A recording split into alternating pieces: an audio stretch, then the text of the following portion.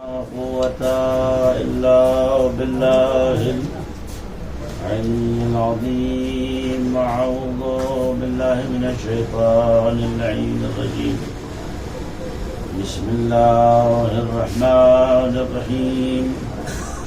الحمد لله رب العالمين بارئ الخلائق أجمعين.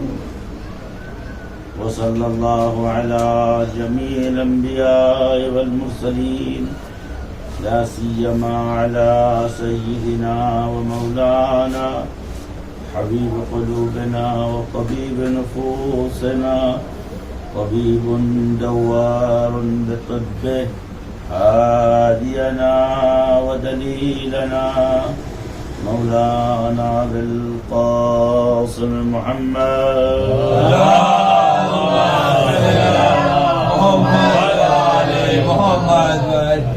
وآله الطيبين الطاهرين المعصومين المنتجبين. بهم نتولى ومن أعدائهم نتبرأ إلى الله تعالى. قال رسول الله صلى الله عليه وآله وسلم: لا يضال أمتي بخير حتى يؤمر عليهم 12 خليفة. وقال الأئمة من بعد 12. صلوات اللهم صل على محمد وآل محمد. سب سے پہلے شہادت حضرت علی نبی علیہ السلام کا پرسہ آپ کی خدمت میں پیش کرتا ہوں، اور شہادت حضرت نبی سلام اللہ علیہ کا پرسہ تمام علماء مراجع اعلام اور تمام شیعان حیدر کرار اور شاہ اہل بیت کی خدمت میں، اور بطور خاص وارث حضرت ہادی علیہ السلام یعنی آپ کے پوتے امام زمان اجل اللہ تعالی فرجہ الشریف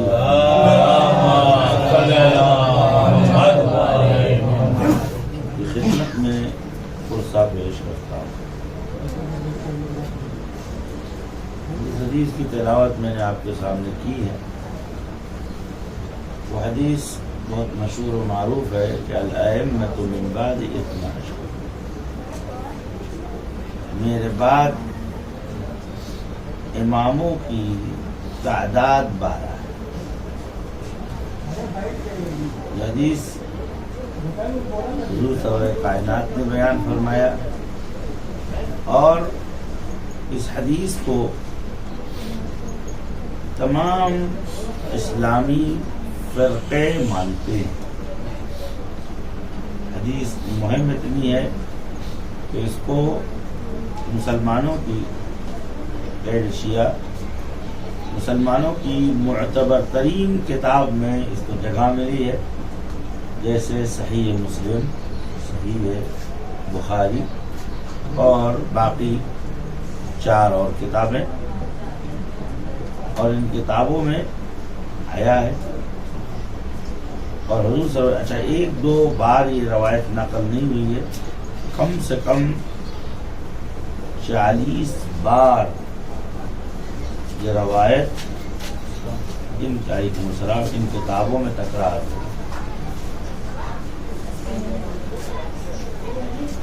اب ظاہر سی بات ہے کہ اس حدیث سے یہ واضح ہو گیا کہ اماموں کا 12 ہونا کسی فرقے یا مذہب سے تعلق نہیں رکھتا، بلکہ اسلام کا یہ قطعی اور یقینی نظریہ ہے کہ رسول کے بعد جو امام ہوں گے وہ صرف 12 ہوں گے، وہ صرف 12 ہوں گے.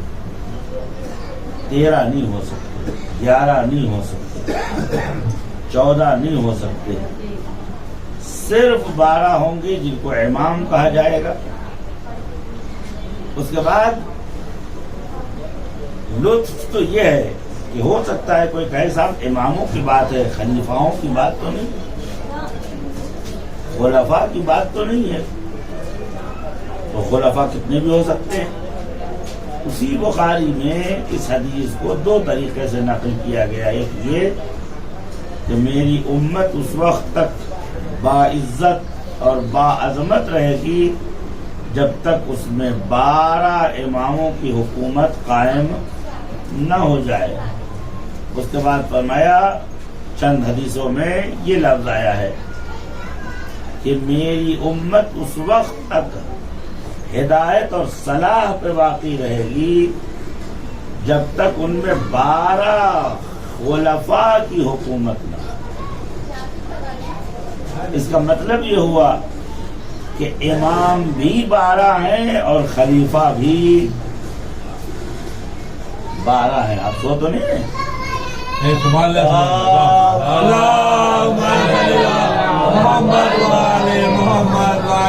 کیا کروں میں، ایک مہینے کے 2-2.5 گھنٹے 3 گھنٹے تیاری کرتا ہوں گھر سے، خدا کا شکر، ضرورت نہیں مجھے، لیکن کم سے کم رسپانس تو دیں اس چیز کا کہ اگر آپ تک بات پہنچ رہی ہے تو اس صلوات پڑھ دیں محمد والے۔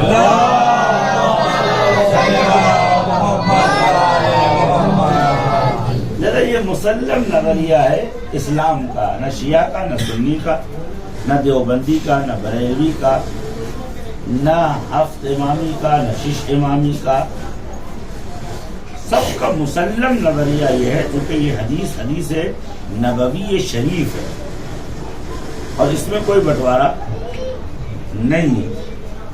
یہی ہمارے یہاں بھی ہے، ہماری 4 معتبر کتابوں میں یہ حدیث آئی ہے اور اس حدیث کے بارے میں کسی کو شک و شبہ نہیں ہے۔ اہل سنت کی معتبر ترین کتابوں میں نے مثال پیش کیا، وقت نہیں ہے کتابوں کا نام ذکر کرنے، صحیح مسلم اور صحیح بخاری میں باب امامت میں کم سے کم 40 بار یہ روایت پوری سیاہ ستہ میں تکرار ہوئی ہے اور ایک صحابی سے نہیں، جابر بن سمرہ نے نقل کیا ہے، ابو ذر سے نقل کی گئی ہے، حضرت سلمان سے نقل کی گئی ہے، خلیفہ اول و دوم و سوم سے نقل کی گئی ہے، ابن عباس سے نقل کی گئی ہے، خود مادر مسلمین، مادر مومنین خدیجہ ہے، صلوات بڑے محمد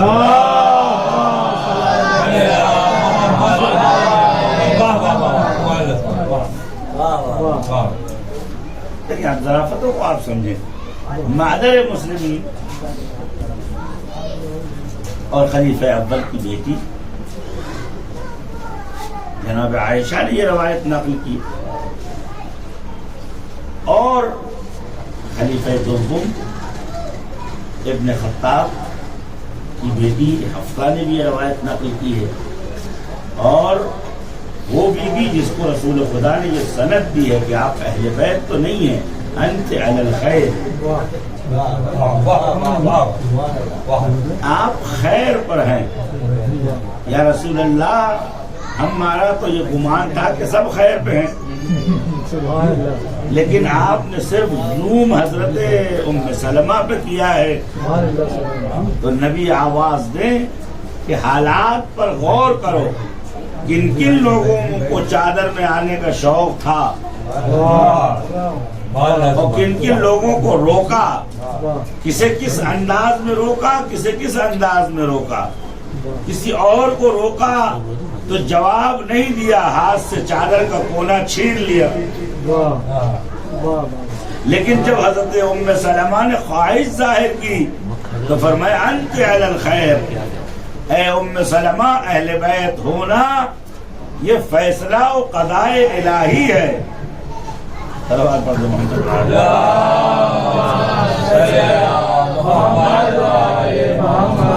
یہ فیصلہ اور قضاء الہی ہے کہ اہل بیت کون ہوگا، اس لیے کہ جب کچھ نہ تھا تو یہ تھے، جب کوئی نہ تھا تو یہ تھے، جب مکان نہ تھا تو یہ تھے، جب وقت و ٹائم و زمانہ نہ تھا تو یہ تھے۔ تو اس کا مطلب یہ ہے کہ ان کے اوپر مکان حاکم نہیں ہوگا۔ کیا بات ہے، واہ واہ واہ، نہیں آپ نے یہ کھانا کھا لیا ہے، سونے کا ٹائم ہو گیا، قاعدے سے سنیے، صلوات شرافت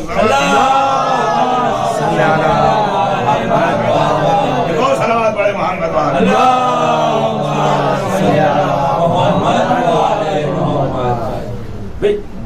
یہ زمانے سے پہلے تھے، مکان سے پہلے تھے، کون سے پہلے تھے، کان سے پہلے تھے، کیا بات ہے، واہ واہ واہ، یعنی ہونے سے پہلے تھے اور ہے سے پہلے تھے۔ تو جب یہ ہر چیز سے پہلے تھے تو زمانے کی چارج ان پہ نہیں لگے گی، مکان کی قید ان کے اوپر نہیں جچے گی، کون کی چارج ان پہ نہیں آئے گی۔ تو اب مجبوری ہے یہ کہو کہ یہ زمانے کے مالک ہیں، مکان کے مالک ہیں، کون کے مالک ہیں، کان کے یعنی ہونے کے مالک ہیں۔ ایک جملے میں یہ کہہ دوں، یہ خلق کے وارث بھی ہیں، مالک بھی ہیں۔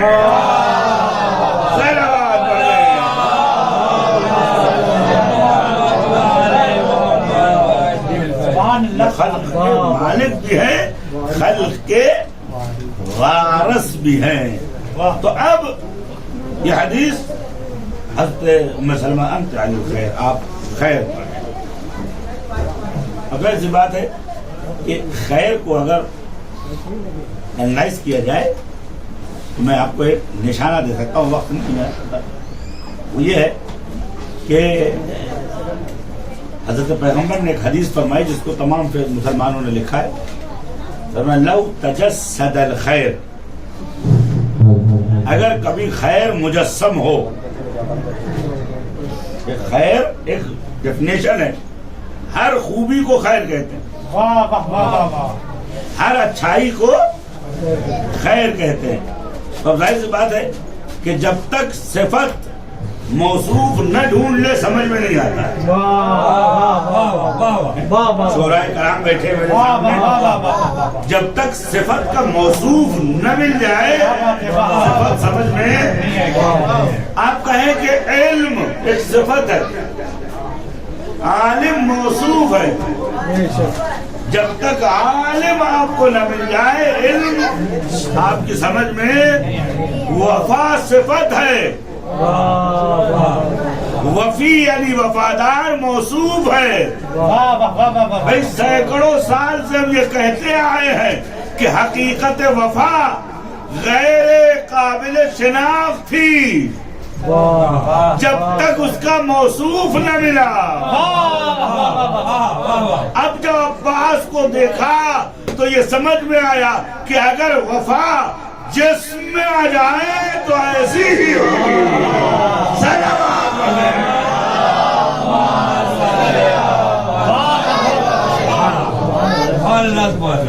تو جب تک یہ صفت موصوف نہ ڈھونڈ لے تب تک نہیں سمجھ میں آتا کہ ہے کیا۔ آپ کہیں کہ صاحب صفت شجاعت، تو شین جیم الف عین پہ انگلش میں آپ لکھتے ہوں گے تو ایس ایچ کے ساتھ ایک اے لگا دیا آپ نے یا او لگا دیا ہے، جے اور اے ٹی، شجاعت۔ لیکن ان لفظوں سے حقیقت سمجھ میں نہیں آتی ہے۔ شجاعت کب سمجھ میں آتی؟ جب ساری بستی ڈری ہوئی ہو اور بستی میں بھیڑیا آ جائے، شیر اب اٹھا کے پھینک دو، سلوات پڑھے محمد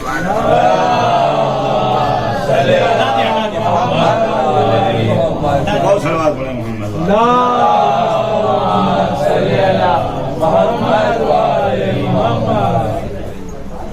بستی میں ایک بھیڑیا آ گیا۔ اب ہر آدمی اپنے چھت پہ چڑھا ہوا ہے، دور سے کہہ رہا ہے بھیڑیا آیا۔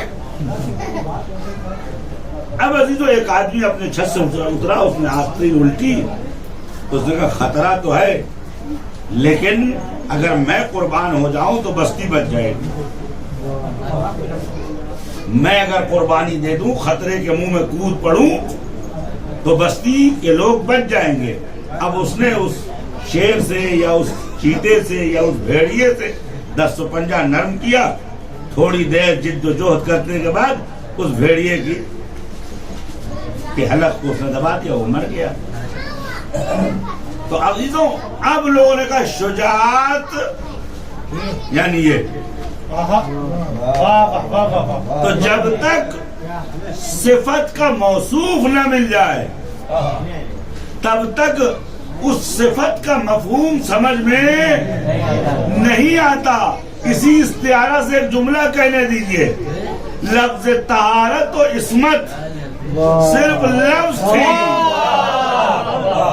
اگر یہ چاردہ موصوف زمین پہ نہ تھے تو عصمت خواب و خیال نظر آتی. لیکن اول محمد سے لے کر آخر محمد پہ جو نظر ڈالی تو سمجھ میں آیا جو لفظوں کو حقیقت دے دے اسے موصوف و معصوم کہتے ہیں. صلوات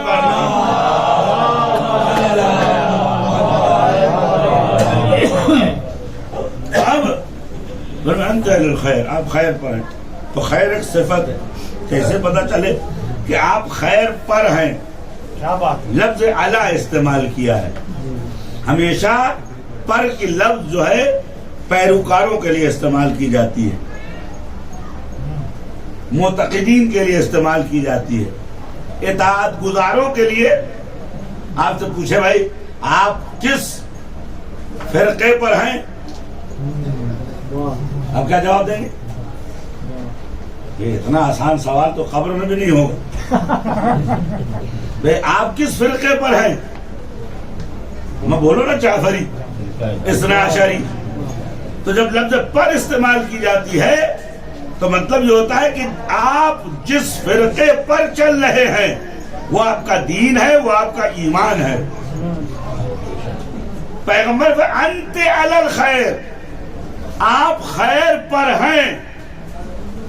یعنی اے ام سلمہ، آپ جس مذہب سے تعلق رکھتی ہیں، جس شخصیت کو آپ نے اپنا سب کچھ بنایا ہے وہ خیر ہے. یہاں رسول خدا صفت نہیں بتا رہے تھے، ام سلمہ کا مذہب بتا رہے تھے. میری بات کسی ام سلمہ کا مذہب بتا رہے تھے کہ اسلام پر سب ہیں، خیر الاسلام پہ تم ہو. صلوات پڑھتے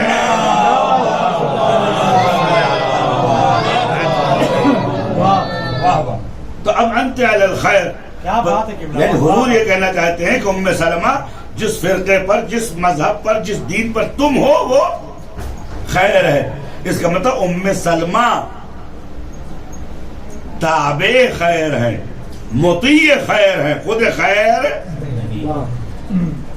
دیکھیے میری میڈیسن ایسی ہو سمجھیں گے تو بہت لطف آئے. مطیع یعنی خیر پر چل رہی ہے، خیر کے نقش قدم پر زندگی گزار رہی ہے، خیر نہیں ہے. دیکھیے خیر پہ چلنا الگ ہے اور خیر ہونا الگ ہے. بس میں ایک مثال دے دوں. ہائی وے پہ آپ چلتے ہیں تو آپ صراط نہیں ہیں. نہیں ضائع کر رہا ہوں میری بات. آپ روڈ پر چلتے ہیں، عربی میں ہائی وے کو صراط کہتے ہیں. تو آپ جب روڈ پر چلتے ہیں تو آپ چلنے والے ہیں، آپ ہائی وے نہیں ہیں. کیا بات ہے. حضرت ام سلمہ خیر پر ہیں، خیر نہیں ہیں. عزیزوں اب سمجھ میں آیا. ساری دنیا سے یہ کہا کہ تم اسلام پر چلو، صراط مستقیم پر چلو، اور علی سے کہا انت صراط المستقیم. صلوات بر محمد.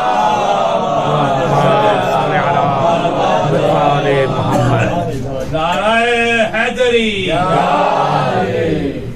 تو فرمایا انت اہل الخیر. اب اس بات کو واضح کر کے میں اپنی موضوع بات تو کبھی دقتوں کو کیا کیجیے، ان غور فکر کی باتوں پر دھیان دیا کیجیے، اس لیے کہ امام جعفر صادق علیہ السلام نے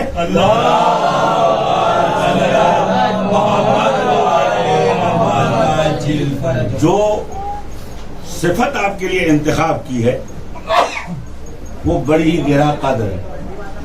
آپ کدھر کا آپ کے شیعوں کی کیا پہچان ہے؟ میں شیعہ تو نہ عربی، یا رسول اللہ، یہ ابن رسول اللہ. عجم میں بھی آپ کے شیعہ ہیں. اب نے تو میرا مطلب نہیں سمجھے. عرب کے معنی ہوتے ہیں عقل مند، باہوش کے. جو ہمارا شیعہ ہوتا ہے وہ حماقت نہیں کرتا، عقل کی راہ سے خارج نہیں ہوتا ہے، اور معمولی سے معمولی فرد ہو لیکن اتنا عقل و شعور اس کے پاس ہے کہ دوسری قوموں کے بڑے بڑے علماء اس سے بات کرنے سے گھبراتے ہیں. ایسا ہی ہے. بچپنے میں شہر الہ آباد جب مدرسے میں پڑھ رہے تھے، پہلا دوسرا سال تھا، تو یہ جو ٹولیاں چلتی ہیں نا تبلیغ کی، تو یہ لوگ گھوما کرتے تھے، آؤ مسجد آؤ نماز پڑھو. میرا سن 9 یا 10 سال کا تھا. 9 سال کی سن میں آپ جانتے ہیں سب، 9 سال کی سن میں مدرسے چلا گیا، ہائی اسکول وہیں کیا، باقی تو 10 سال کا تھا. اب میرے سامنے 6 فٹ کے ماشاءاللہ، کوئی سوڈان سے آیا ہوا ہے، کوئی تھائی لینڈ سے آیا ہوا ہے، کوئی عربستان سے آیا ہوا ہے، کچھ دیسی ہیں.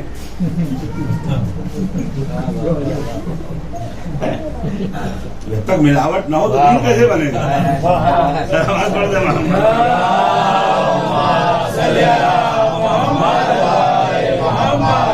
تو اب یہ دکانوں پھرتے تھے. اتفاق سے اس دن دکان میں چائے کا وقت تھا، چائے پینے گئے تو انہیں جو بیچارہ دکان والا تھا وہ سموسے بنا رہا تھا، آلو بھوٹ رہا تھا. تو نے کہا بھیا نماز پڑھو. تو نے کہا صاحب ابھی سموسے کا ٹائم ہے، آپ اندر کوئی ملے تو اس سے آپ بات کر لیں، ہمارا ٹائم خراب نہ کریں. میں نے کہا صحیح بات ہے. جب مبلغ جائے تبلیغ نہ پہچانے تو اس کا حشر یہ رسول اللہ نے جنگل میں بھی تبلیغ کی تو پہلے منبر بنایا.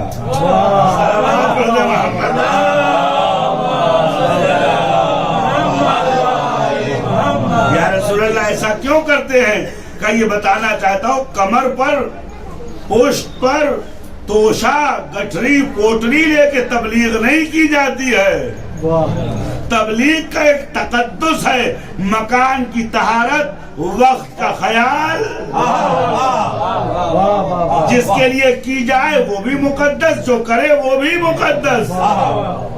تو ابھی تو اب اتفاق سے سارا نزلہ میرے اوپر گر گیا. 10-12 سال کا بچہ. تو آ کے وہ بیٹھے، انہوں نے کہا بیٹا، ٹوپی دیکھا انہوں نے کہا بیٹا آپ مسجد تشریف لے آئیے. تو میں نے کہا صاحب مسجد میں جاتا ہوں، آپ کے کہنے کی ضرورت ہے، میرے اماں ابا مسلمان، آپ چلے جائیے اور الہ آباد کے اس علاقے میں، جھوسی کے علاقے میں جہاں سب کافر ہیں، ان سے کہیے کہ مسجد آئے. ہم تو بچپنے سے مسجد جا رہے ہیں. میاں تبلیغ وہاں کی جاتی ہے جہاں ضرورت ہو. تو انہوں نے کہا کہ نہیں آپ آئیے، وہاں کچھ نئی باتیں معلوم ہوں گی. تو میں نے کہا نئی بات کیا معلوم ہوگی؟ اسلام آ چکا، قرآن آ چکا، آخری نبی آ کے جا چکے، انہوں نے جو کچھ کہنا تھا کہہ دیا. بس تکلیف اتنی سی بات ہے کہ آخری اب آپ کو ضرورت اس لیے پڑی کہ آپ نے کچھ خرابیاں کی، ویلا آپ کو نئی بات بتانے کی ضرورت. آخری نبی نے کاغذ قلم مانگا، آپ نے نہیں دیا. تو اب جب نہیں دیا تو ہر روز نت نئی بات پیش کرتے ہیں. تو ایک نے کوہنی ماری کہ مت الجھو یہ شیعہ ہے. صلوات پر محمد.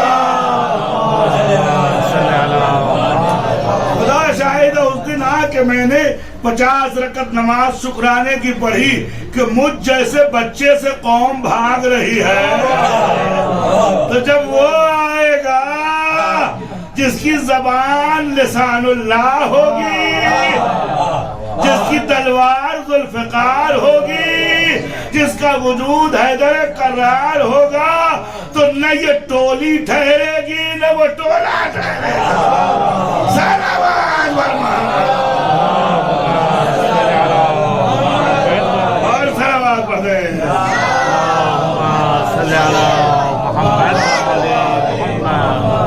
जो अंत अलल खैर, आप कहे पर है, खैर पर है। आपको जाके शुक्र अदा करना चाहिए कि रसूलुल्लाह ने मोहर लगाई है कि आप काहे पर है, खैर पर। तो अब ये पता चला कि हजरत उम्मे सलमा खैर पर हैं, खैर नहीं है। तो हमारे आप जैसे मुसलमान को सोचना पड़ेगा कि खैर क्या है। तो हदीसें तलाश करता रहा, मैं जल्दी से नतीजा दे दूं ताकि मेरी बात आगे बढ़ जाए। तलाश करते करते एक हदीस मिली जिसमें यह लिखा था कि लव, मैंने कहा ना जब तक सिफत का मौसूफ नहीं आ जाता सिफत समझ में नहीं आती है, जब तक तारीफ का मुअर्रफ नहीं समझ, जिसकी तारीफ की जाए वो सामने ना, बहुत मुत्तकी है, अब हवा में कहते रहिए।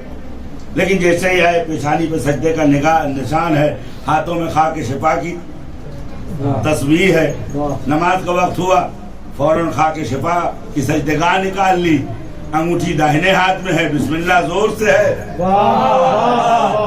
मैं क्या कह रहा हूँ, तो मजहब न पूछो, उसके पीछे खड़े हो जाओ कि ये खैर पर है। सलावत पढ़ दे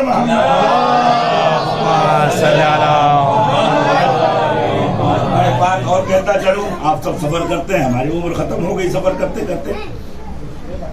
तो एक चीज है कि पूरे ट्रेन में अगर एक भी मोमिन होता है, चाहे बेनमाजी हो, खुदा न खास्ता, चाहे खुदा न खास्ता बेदीन हो, लेकिन पूरी ट्रेन में एक चक्कर लगाने के बाद फौरन निगाहें मरकूज हो जाती कि इसमें कुछ तो है। नहीं, आपने सफर नहीं किया है, मेरी बात आप समझना नहीं चाहिए। भाई आप सफर करें तो अब बस में चढ़े, ट्रेन में चढ़े, कहीं जाए, आपकी निगाहें घूमती हैं। जब निगाहें घूमती है तो कहीं जाके नजर ठहर जाती है।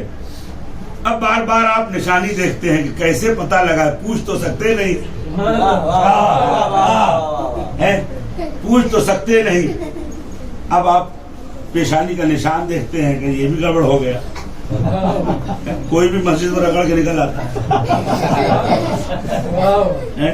वो ऐसे भी अगर पत्थर और चटाई पे कीजिए तो निशान पड़ ही जाता है। तो ये भी निशान गया। हमने एक निकाला था भाई कि अहले बैत से मंसूब कड़ा, वो भी दूसरे लोग पहनने लगे। तो ज़हन परेशान होता है, कोई निशानी काम नहीं आती, लेकिन ज़हन कहता है भाई कुछ है। एक बार दो बार गुजरेंगे कि कोई हिंट्स मिल जाए ताकि उससे आप गले लग जाए, हाथ मिला ले। मैं आपसे पूछूंगा वजह क्या है? वजह यह है कि ये काला हो, गोरा हो, नाटा हो, बौना हो, आजुब से नाकिस हो, लेकिन चेहरे पे जो चमक है वो नूर विलायत अली इब्न अबी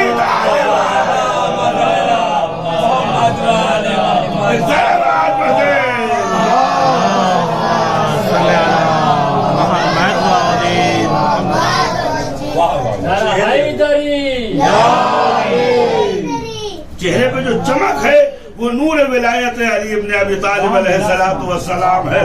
किसी ने इमाम जाफर सादिक अलैहिस्सलाम को कहा,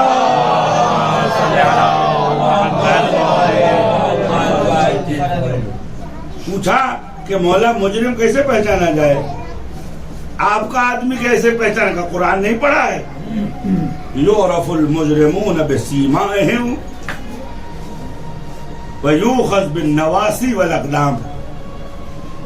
मुजरिमों को अगर गिरफ्तार करना हो, यानी अगर आपको समझना हो कि इसमें मोमिन कौन है, गैर मोमिन कौन है, तो कुरान कहता है युरफुल मुजरिमून बिसीमाहिम, مومنین پہچانے جاتے ہیں اپنے چہرے سے، وَيُؤْخَذْ بِالنَّوَاصِي وَالْأَقْدَامِ، اور مجرم پکڑے جاتے ہیں پیشانیوں سے اور پیر کی ایڑیوں سے۔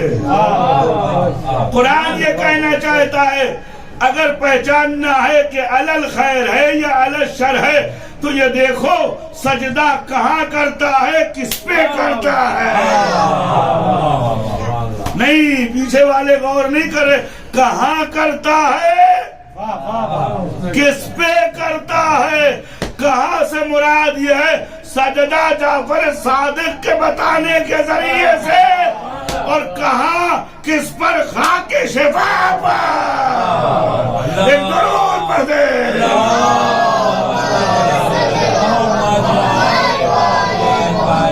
یؤخذ بالنواصی والاقدام، پیشانیوں سے اور پیروں سے۔ پیروں سے کیسے پہچانیں گے؟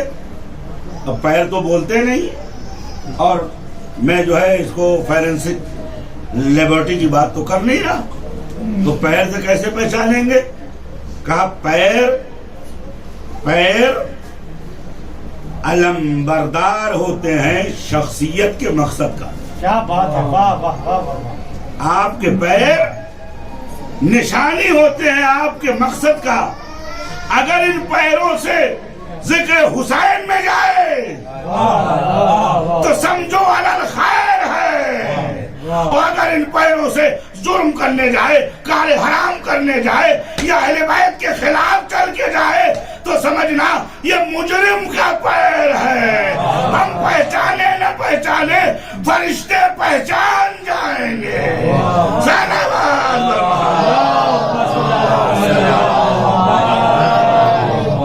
صلوات پڑھتے ہیں۔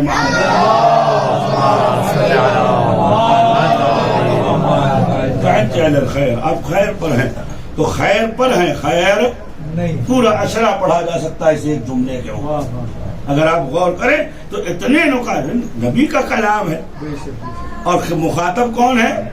ام سلمہ۔ ان کو مخاطب نہیں کیا، انہیں مخاطب کیا۔ ان کو ایک جملے میں سارے مذہب کا اسکرپٹ دے دیا، ان کو بغیر بولے ہوئے سمجھا دیا کیا بات ہے کہ جب تم کونا نہیں چھو سکتی، جب تم گوشہ نہیں تھام سکتی تو چادر کے نیچے کیسے آ سکتی ہو؟ لیکن ان میں فرق ہے، انہوں نے بغیر پوچھے ہوئے چادر کا گوشہ کھینچ لیا، انہوں نے اجازت لی۔ عزیزوں، چونکہ وہ خیر پہ تھی، آداب خیر معلوم تھا، اب تک جو آیا سلام کر کے آیا، تو یہ بغیر اجازت کے کیسے آ سکتی تھی؟ آواز آئی، اے ام سلمہ تم خیر پہ ہو، تمہارا انداز، تمہارا اطوار، تمہارا ادب، تمہارا اخلاق یہ بتاتا ہے کہ تم خیر پر ہو۔ میرے مومنوں، دوستوں، بارگاہ اہل بیت میں جانا تو وضو کے ساتھ جانا، سلام کے ساتھ جانا، ادب کے ساتھ جانا، احترام کے ساتھ جانا، اس لیے کہ تمہارا رفتار، تمہاری روش یہ بتاتی ہے کہ خیر پہ ہو یا نہیں ہو۔ ایک صلوات پڑھتے ہیں، ایک اور صلوات پڑھتے ہیں۔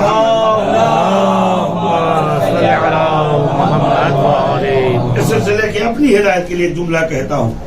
امام جعفر صادق علیہ السلام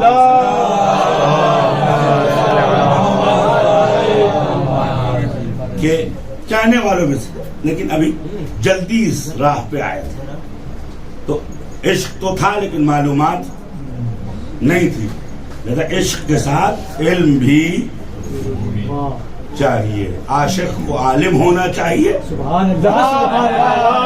اور عالم کو عاشق ہونا چاہیے۔ صلوات پڑھ دیں محمد۔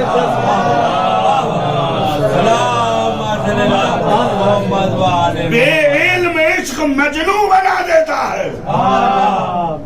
نہیں، میری بات سمجھو، جاہل کا عشق مجنون بنا دیتا ہے، عالم کا عشق بہلول بنا دیتا ہے۔ عاشق بھی ہونے کے لیے عالم ہونا ضروری ہے، اور عالم ہونے کے لیے عاشق ہونا ضروری ہے. اگر علم ہو عشق نہ ہو تو شیطان ہو جاتا ہے انسان. صلوات پڑھ محمد.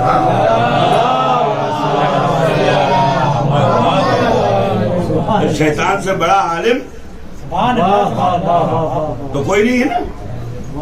اپنی صنف میں شیطانوں کی قوم میں شیطان سے بڑا کوئی عالم نہیں ہے. علم تو تھا لیکن عشق نہیں تھا, لہذا گمراہ ہو گیا. لیکن ایک بات کہتا چلوں, شیطان جیسا بھی ہے اس کی ایک بات بڑی اچھی ہے. ایک دن ایک جگہ سے گزری, بہار الانوار کی روایت ہے, ایک جگہ سے گزر رہا تھا, کچھ لوگ مولا علی علیہ السلام کو برا بھلا کہہ رہے تھے. تو شیطان فوراً انسانی شکل میں آیا. انہوں نے کہا کہ تمہیں ادب نہیں, تہذیب نہیں, علی کو برا بھلا کہہ رہے ہو. اب برا بھلا میں کہہ رہا ہوں لیکن وہاں لفظ سب استعمال ہوا ہے. لفظ سب کہ گالی گلوچ کہتے ہیں ریاض باللہ کم بدہن نقل کفر کفر نہ باشا. تو وہ لوگ سب کر رہے تھے مولا علی علیہ السلام کو. تو شیطان کو برداشت نہ ہوا, وہ انسانی شکل میں آ گیا. یعنی بات اتنی بری تھی کہ شیطان کو بھی بری لگ گئی. بات اتنی خراب تھی کہ شیطان کو بھی خراب لگ گئی. اب وہ آیا, اس نے کہا تم علی کی برائی کر رہے ہو, علی کے خلاف بول رہے ہو. تو نے کہا آپ تو شیطان ہیں, ہم سمجھتے تھے کہ آپ سب سے بڑے دشمن ہوں گے علی کے. اس نے مسکرا کے کہا شیطان ہوں لیکن حلال زادہ ہوں. صلوات پڑھ دے محمد. ایک اور صلوات پڑھ دے محمد.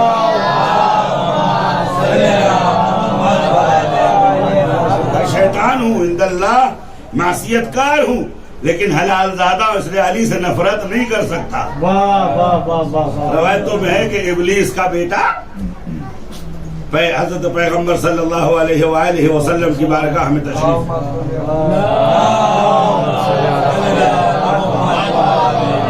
آیا. آنے کے بعد حضور کے سامنے بادب بیٹھ گئے. حضور نے کہا تم کون؟ اس نے کہا کہ میں ابلیس کا بیٹا ہوں.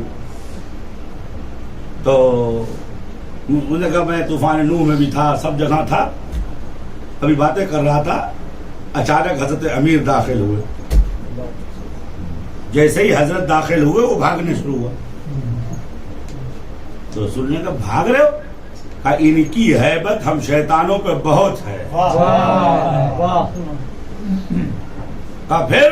کہا لیکن یہ ہیبت جو میری ہے وہ اس لیے ہے کہ انہوں نے میری اصلاح کی ہے, اور چند جگہوں پہ میری نصیحت. پورا واقعہ ہے. حضور نے کہا کہاں اصلاح کی؟ واقعہ نے ایک درس ہے کہ شیطان بھی اگر علی کے پاس بیٹھ جائے تو سدھر جائے.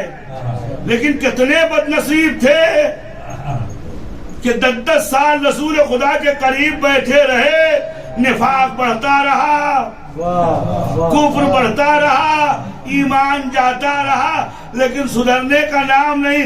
آواز آئے گی جس کی مٹی خراب ہوتی ہے اس کا اصلاح ناممکن ہے. خشت اول چن نہد میں مار کج تھا سریا میراوت دیوار کج. وہ خشت اول کیا ہے؟ امام نے فرمایا وہ پاک نطفہ ہے جو انسان کی ہدایت کر دیتا ہے, وہ نجس نطفہ ہے جو انسان کو صلاح سے شر کی طرف لے جاتا ہے. ایک صلوات پڑھ دیں.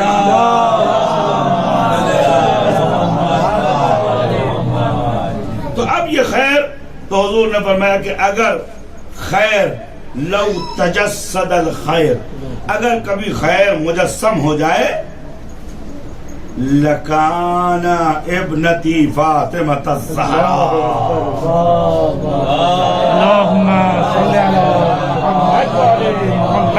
اگر خیر مجسم ہو جائے تو وہ فاطمہ ہوگا. اب بات واضح کرنے دیجئے عزیزوں, امیر المومنین کی محبت ایمان ہے لیکن مذہب کا نام خیر ہے. ممکن ہے چند لوگ علی سے محبت کرتے ہو لیکن چونکہ فاطمہ کو اپنا دین نہیں سمجھتے تو وہ نہ چادر تطہیر میں داخل ہو سکتے ہیں نہ دائرہ اطاعت میں آ سکتے ہیں. اسی لیے فرمایا تم حجتوں کے اوپر ہم حجت ہیں, ہم حجتوں کے اوپر فاطمہ زہرا حجت ہے. صلوات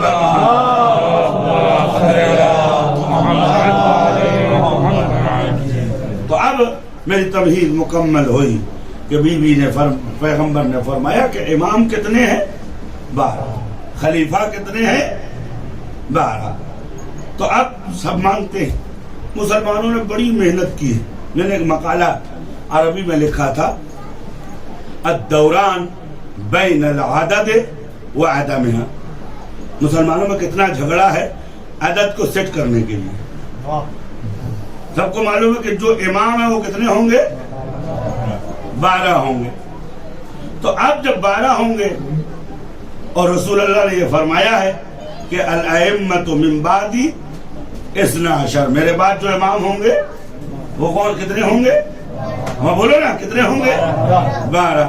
اس کے بعد فرمایا الخلفاء من بعدی, وہ بھی کتنے ہیں؟ 12. تو اب جب یہ مسلم حدیث ہے, ایک جگہ اور رسول اللہ نے کوٹ کیا من ماتا ولم یعرف امام زمانہ ماتا میتتن جاہلیہ, جو اس دنیا سے اٹھے اور اپنے وقت کے امام کو نہ پہچانتا ہو تو وہ جاہل یعنی کافر کی موت مرے گا.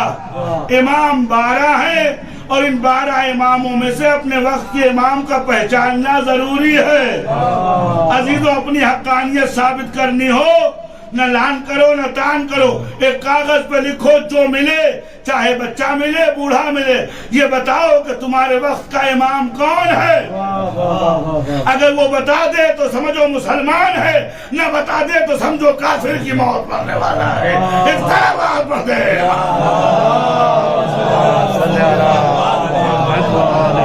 ایک اور صلوات پڑھتے ہیں. امام 12 ہے, بڑی محنت ہوئی ہے. اب عدد کیسے پوری کریں؟ جتنے فرقے ہیں مسلمانوں میں سب نے عدد پوری کرنے کے لیے پریشان ہیں. اب عدد کیسے پوری کی؟ 12 چاہیے نا. تو اب انہوں نے کہا کہ بھائی 4 خلفاء, 4 خلفاء. اس کے بعد کس کو جوڑا؟ امام حسن علیہ السلام کو. 5 امیر شوم شام کو جوڑا. 6 اب اس کے بعد بنی امیہ میں 13 حاکم پیدا ہو, 13 بادشاہ گزرے. 13 اور 6 کتنے ہو گئے؟ 19 یا 20. لہذا یہ بھی نہیں بات بنی. 12 امام کون ہے؟ کہ بنی عباس. اس میں کتنے خلفاء گزرے؟ 33. تو اب مسلمانوں کے پاس یہ میرا چیلنج ہے, جہاں جہاں میری آواز جا رہی ہے, کوئی فرقہ 12 کی عدد پوری کر دے. معدود کی کوئی قید نہیں ہے. معدود کی قید نکالیں گے تو کوئی سالم نظر ہی نہیں آئے گا. صلوات پڑھتے محمد. کوئی فرقہ 12 کی عدد پیش کر دے, اگر 12 کی عدد متصل پیش کر دی تو میں اپنا امامہ اتار کے رکھ دوں گا اور اپنا دین چھوڑ دوں گا اور تمہارے دین کی تبلیغ کروں گا. عزیزوں 12 کی عدد پیش کرتے ہیں, اس میں سے بھی ہمارے 3 شامل کرتے ہیں, علی علیہ السلام, امام حسن علیہ السلام, امام حسین علیہ السلام. ارے جب تمہاری نقلی عدد ہمارے بغیر پوری نہیں ہوتی, اصلی کیسے پوری کرو گے؟ ایک صلوات پڑھ دیں, ایک اور صلوات پڑھ دیں.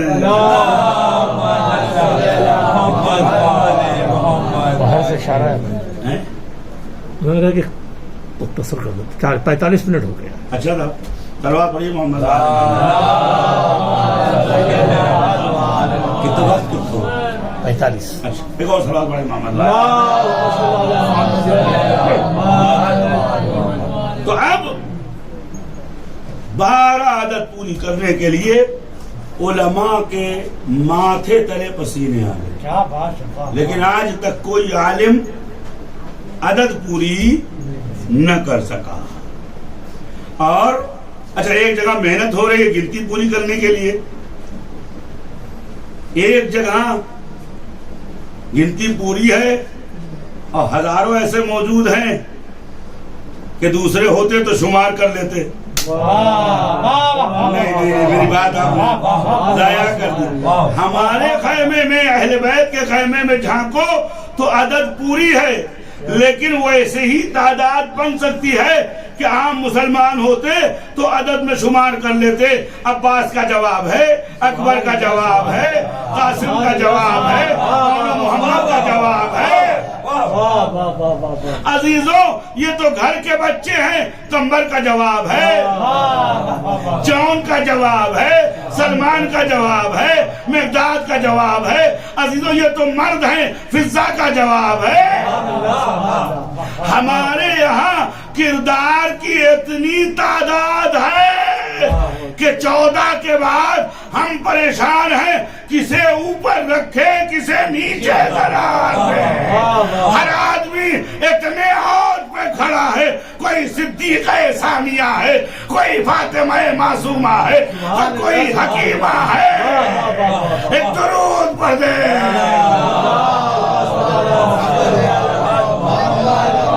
صلوات پڑھ دے. یہ عدد کا معاملہ ہے. بہت سی سربستہ باتیں ہیں اس سلسلے میں.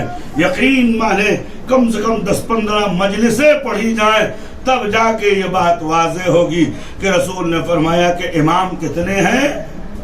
12. اور جس پہ انگلی رکھ دو وہ وقت کا محمد و حیدر ہے. کوئی ایک دھبا یا داغ ان کے پوشاک وجود پر نہ لگا سکتا, اور آج تک ان کی قداست کے اوپر کوئی انگلی نہ اٹھا سکا. اور جس بزرگوار کی یاد میں ہم بیٹھے ہیں, امام علی نقی علیہ السلام, صلوات علی محمد.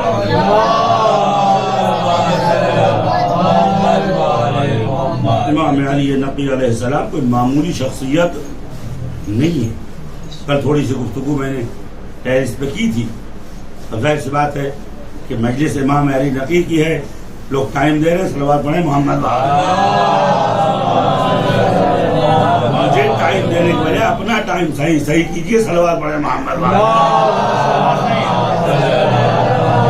مجھے 8:30 بجے خبر تھی, میں مسلح میں 8:30 بجے سے 9:30 تک بیٹھا رہا. تو ٹائم آپ کو دینا چاہیے, مجھے نہیں. صلوات پڑھیں محمد. یہ لوگ کہاں تھے جب ہم یہاں تھے؟ کیا بات ہے, تب آپ کو ٹائم نظر آ رہا ہے. صلوات پڑھیے محمد. ایک اور صلوات پڑھیں محمد. ایک اور صلوات سلامتی ہے.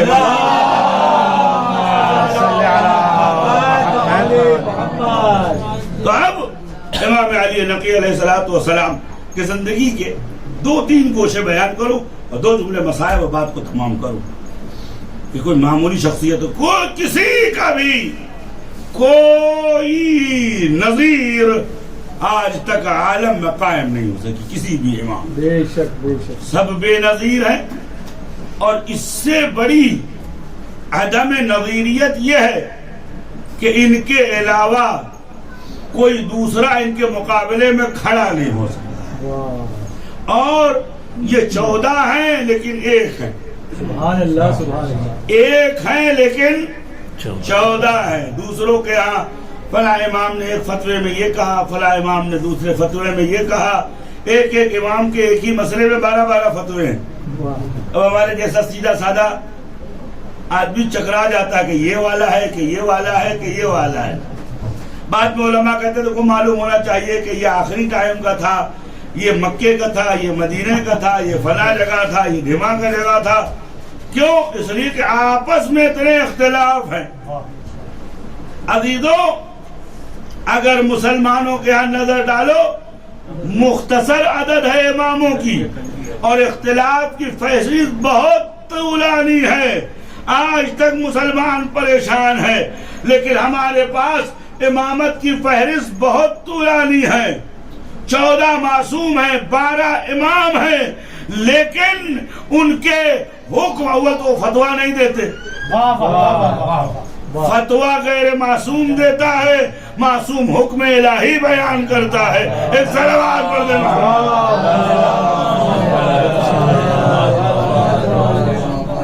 امت فتویٰ دیتی ہے، معصوم حکم بیان کرتا ہے۔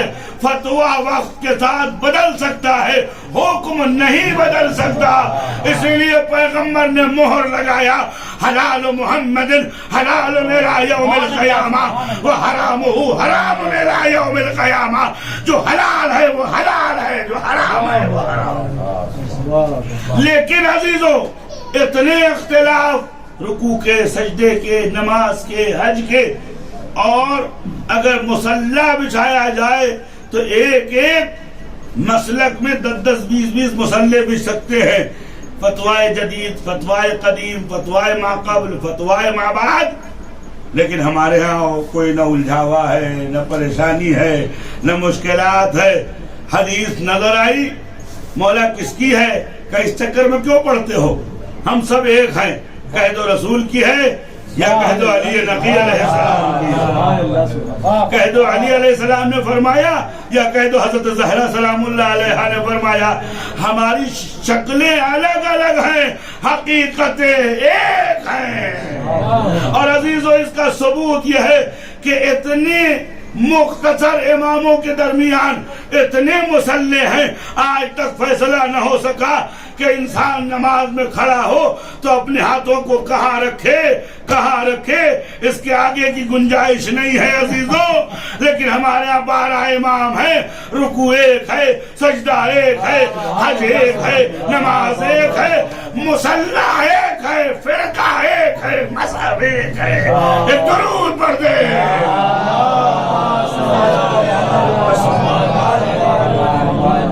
امام علی نقی علیہ السلام، اس زمانے میں آپ جیتے تھے، اس زمانے میں آپ نے آنکھ کھولی، اس زمانے میں اس دنیا میں آپ نے قدم رکھا کہ جب خطرناک ترین دور تھا اسلام کا۔ امام علیہ السلام نے اس دور میں امامت کا ایسا نمونہ پیش کیا کہ تمام سیاست مدار انگوش بدندہ رہ گئے کہ کس طریقے سے ان کی اسٹریٹجیز کو ہم ختم کر سکیں، اور امام کو ہر طریقے سے تکلیف دی گئی۔ امام علیہ السلام 11 سال یا 12 سال مدینے میں تمام تبلیغی زمینیں فراہم کر چکے تھے، 20 سال آپ کو نظر بند رکھا گیا، لیکن اس سے پہلے آپ نے سارا انتظام کر لیا تھا۔ 20 سال نظر بند ہونے کے باوجود 8ویں امام کے بعد نہ کوئی فرقہ بنا، نہ کوئی مذہب بنا، نہ کوئی گروہ نے اختلاف کیا۔ جو امام رضا کو مانتا ہے وہ 12 امامی ہے عزیزوں۔ اسی لیے جب آپ زیارت پڑھتے ہیں تو پہلے کربلا سے شروع کرتے ہیں، کربلا سے شروع کرتے ہیں، السلام علیکہ یا ابا عبداللہ، لیکن 8ویں امام پر جا کر آپ مڑ جاتے ہیں، بتانا یہ چاہتے ہیں امام حسین کی زیارت کے لیے وہابی بھی جاتا ہے، دیوبندی بھی جاتا ہے، شری شریف بھی جاتے ہیں، شش امامی بھی جاتا ہے، ہفت امامی بھی جاتا ہے، لیکن حسین سے چل کر جو رضا تک پہنچ گیا وہ 12 امامی بھی ہے، اہل جنت بھی ہے۔ صلوات بر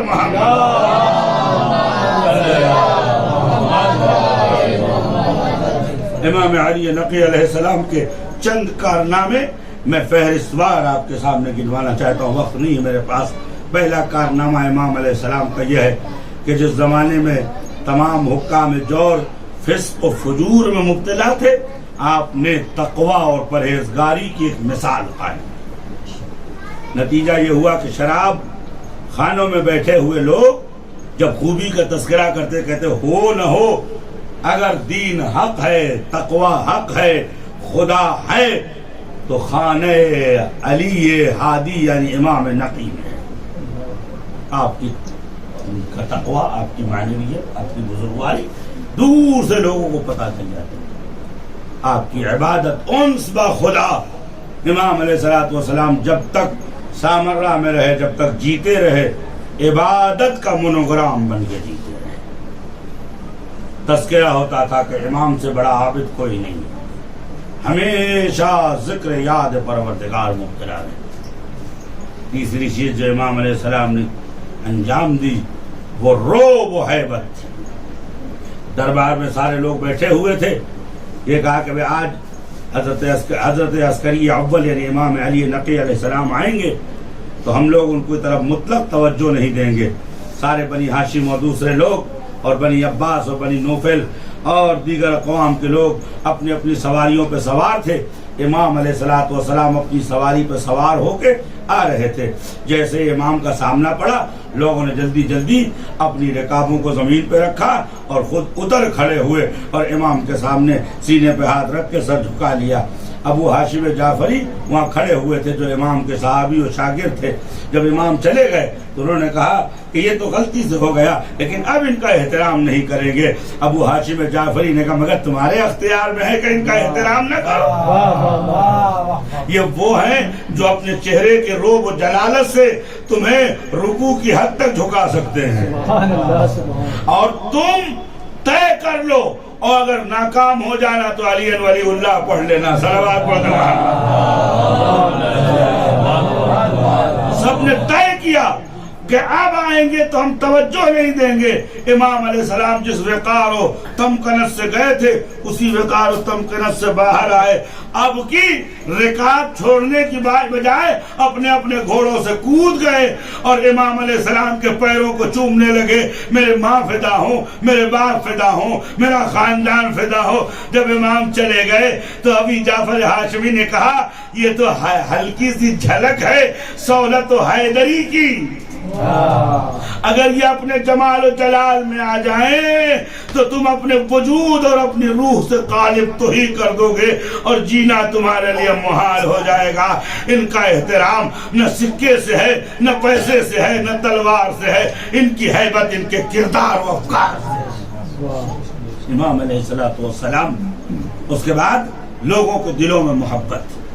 امام کے خصوص جس محفل سے گزر جاتے تھے لوگ امام کے عاشق ہو جاتے تھے. عیسائی ہے، امام علیہ السلام کو لے جا رہے تھے 100-200 باڈی گارڈ آپ کے ساتھ کہ کوئی امام سے مل نہ سکے.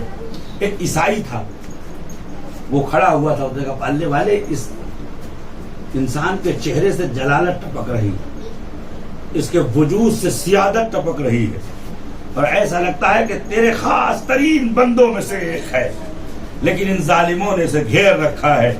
پالنے والے اس مقدس شخصیت کو ان ظالموں سے محفوظ رکھو. اور یہ کہتا ہے کہ اس سے پہلے میرے اولاد نہیں تھی، مال نہیں تھا اور قبیلے میں عزت نہیں تھی. جیسے ہی امام علیہ الصلوۃ والسلام اس کے قریب سے گزرے تو بھیڑ چاروں طرف امام کی طرف سمیٹنے لگی. تو امام نے اپنا سر اس کے قریب کیا، فرمایا تیری تھوڑی سی توجہ ہم پر خدا کو پسند آ گئی. اور فرمایا اللہ تعالیٰ تجھے مال بھی دے گا، اولاد بھی دے گا، عزت بھی دے گا اور آخر میں وہ دے گا جو تو خود آ کے بتائے گا.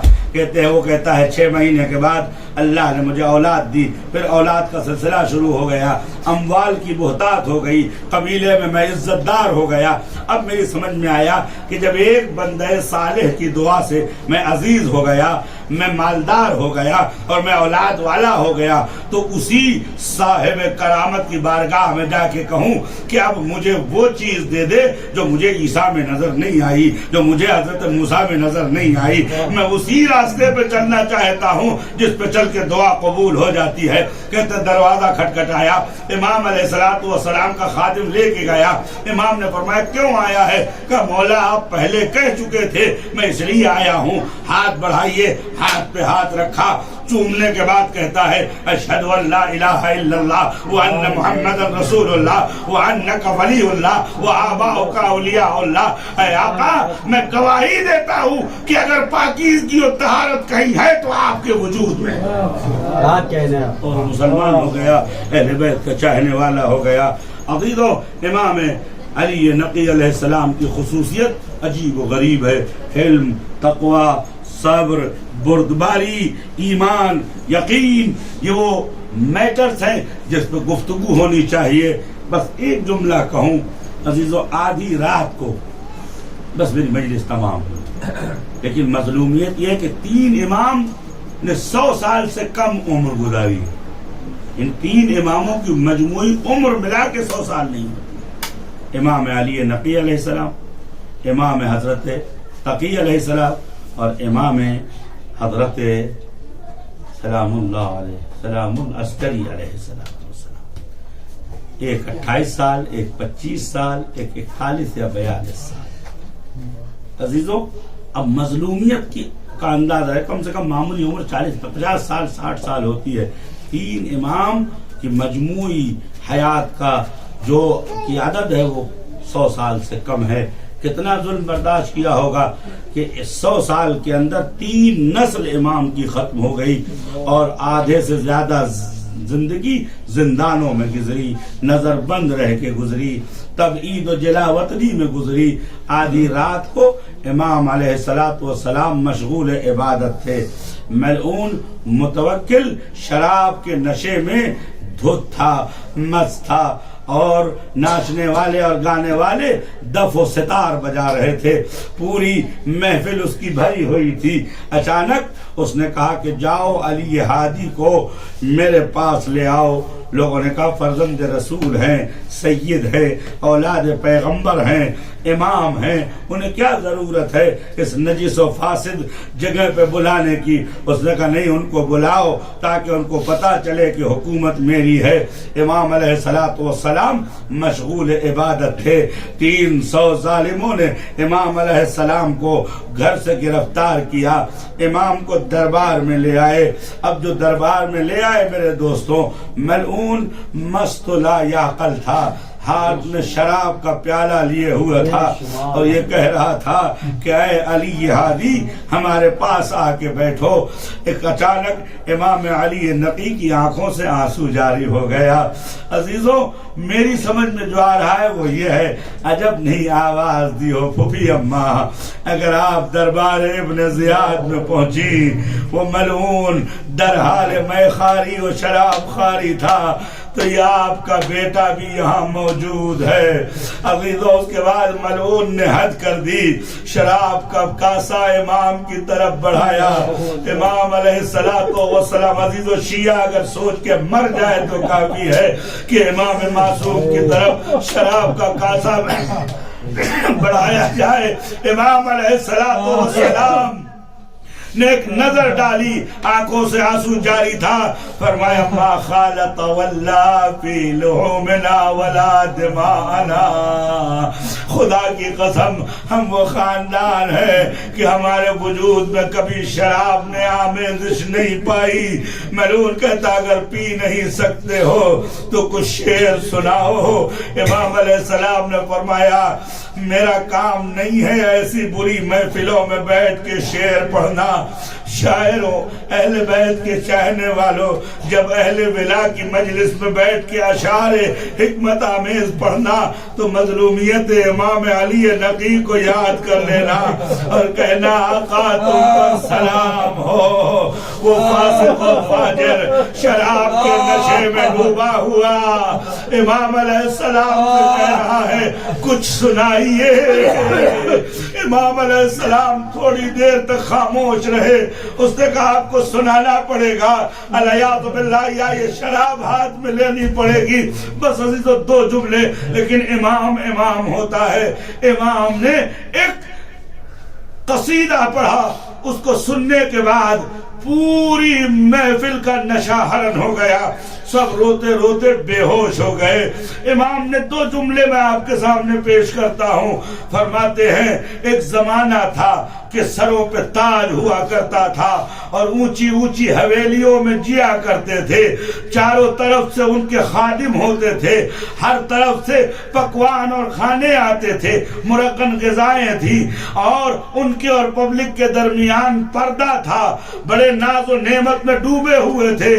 لیکن اس اونچی حویلی سے ایک دن قبر میں پہنچا دیے گئے، اور اس قبر میں پہنچنے کے بعد منادی نے ندا دیا، وہ تاج کہاں ہے، وہ شان کہاں ہے، وہ شوکت کہاں ہے، وہ عزت کہاں ہے؟ اچانک قبر نے بولنا شروع کیا، وہ چہرے جو کل تک مشک و عنبر میں ڈوبے ہوتے تھے آج وہ کیڑوں کی غذا ہے، وہ بدن کہ جو آب ریشم پہ سوتا تھا آج وہ مٹی میں مل رہا ہے۔ اس کے بعد امام نے آستین سے آنسو پوچھا، پوری محفل منقلب ہو گئی تھی۔ امام علیہ السلام آگے بڑھے، ایک چاہنے والے نے کہا آقا انہوں نے اتنی بڑی جسارت کی ہے، کچھ تو فرمائیے۔ بس ایک آیت پڑھی، فرمایا تمتعوا فی دارکم 3 ایام، 3 دن کے بعد عذاب نازل ہوگا۔ متوکل کے بیٹے نے 3 دن کے بعد اسی محفل شراب میں اسے مار ڈالا، لیکن امام کی آنکھوں میں آنسو تھا، رو رہے تھے۔ کیوں؟ اس لیے کہ امام کو کوفہ اور شام کا دربار یاد آ رہا تھا۔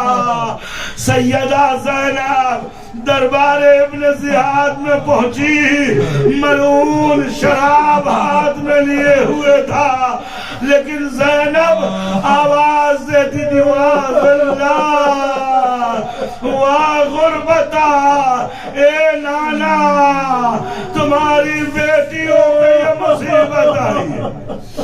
اور آخری جملہ مجلس تمام عزیزوں، لیکن جب دربار یزید میں یہ کارواں پہنچا تو حد ہو گئی۔ ملعون شراب پی رہا تھا، شطرنج کھیل رہا تھا۔ عزیزوں زینب کبریٰ کھڑی دیکھ رہی تھی۔